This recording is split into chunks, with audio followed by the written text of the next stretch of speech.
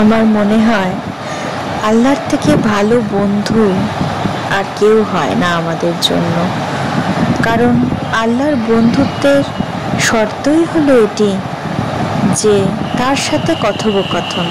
আমরা যত আল্লাহর সাথে কথা বলবো ততই আল্লাহর ভালো বন্ধু হতে পারবো। মানুষের অনেক খারাপ সময় যায়।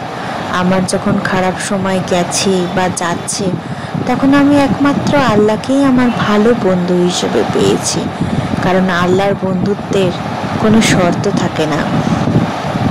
সেই জন্যই তো বলা হয় যে আল্লাহ দেখিয়ে দেয় মানুষকে যে দেখ, বল আমার থেকে ভালো বন্ধু আর আপনজন কি কেউ আছে তোর জন্য?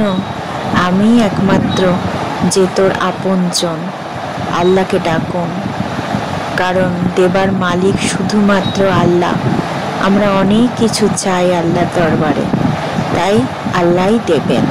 চাইতে থাকুন, চাইতেই থাকুন, কারণ দেবেন শুধু একমাত্র আল্লাহ।